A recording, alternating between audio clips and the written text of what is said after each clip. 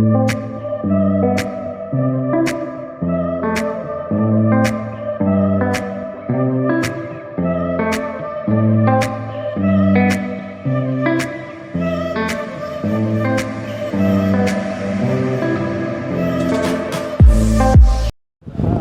नमस्कार दोस्तों, मैं हूं कृष्ण मुरारी और आप देख रहे हैं मेरा यूट्यूब चैनल नीति कृष्ण ब्लॉग। और आज मैं आपको ऐसी एक शानदार जगह, एक बहुत ही पवित्र जगह और देश और दुनिया के लोग जिसको देखने के लिए कायल हो जाते हैं, मैं आया हूं देवप्रयाग। और देवप्रयाग का प्रयाग जहां शब्द लग जाता है नदियों के किनारे, उसका मतलब ये होता है कि वहाँ दो या दो से अधिक नदियों का मिलाप होता है। वहाँ एक संगम होता है, दो नदियाँ अलग अलग किस तरीके से जुड़ती है और आगे एक बड़ी नदी बन जाती है। और आपको ये नहीं है कि दोनों नदियों का कलर एक होता है, वहाँ का पानी का जो बहाव है वो अलग अलग होता है, कलर अलग अलग होता है और एक बड़ी नदी बन जाती है। मैं गंगा नदी के किनारे खड़ा हूँ जहाँ से गंगा नदी का निर्माण होता है। दो नदियाँ वहाँ पे अलकनंदा और भागीरथी आके मिलती है।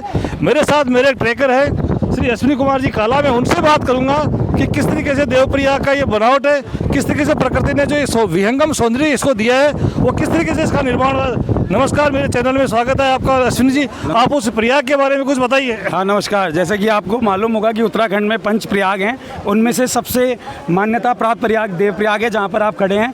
और प्रयाग उसको कहा जाता है जहाँ दो नदियों का संगम हो।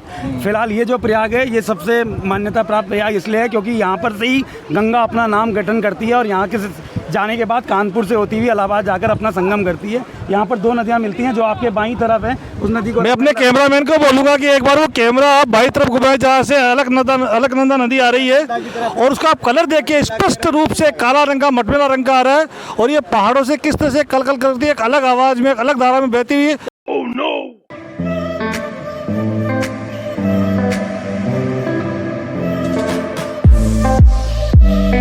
चाह रहा हूँ कि इस जो देवप्रयाग है यहाँ की सबसे बड़ी मान्यता क्या है अश्विनी सर? देखिए, मान्यता यह है कि गंगा हमारे ग्रंथों में सबसे ज़्यादा पौराणिक, सबसे ज़्यादा खूबसूरत और सबसे ज़्यादा मान्यता प्राप्त नदी है। अगर उसको देखें आप तो आप देख सकते हैं ऐसा विश्व में बहुत कम जगह है जहाँ पर एक तरफ मटमैला रंग और एक तरफ बिल्कुल हरित रंग, बिल्कुल पानी और मिनरल से आती हुई ये नदियाँ कल करती हुई एक साथ इस तरीके से मिलती हैं और दोनों का वेग को शांत करते हुए एक बड़ी चौड़ी नदी का रूप लेते हुए ऋषिकेश, हरिद्वार होती हुई, कानपुर होती हुई और इलाहाबाद तक जाती हैं। ये से देवों का स्थान किया गया है। यहाँ पर जो आप मंदिर पीछे की तरफ देखेंगे अभी, उसको रघुनाथ मंदिर बोलते हैं। बहुत ही पौराणिक मंदिर कहा जाता है। और जिस प्रकार आप ये देख रहे हैं कि जिस तरीके से इसकी तलहटी है, तलहटी पे बसा ये पूरा विहंगम दृश्य है इस गांव का, जो बहुत साल पहले कभी बसा गया था।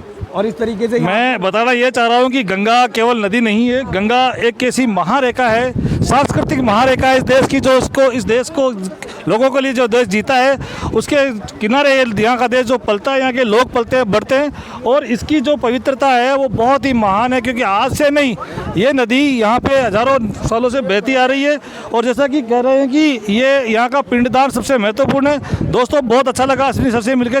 धन्यवाद अश्विनी सर। धन्यवाद, आप आते रहिए।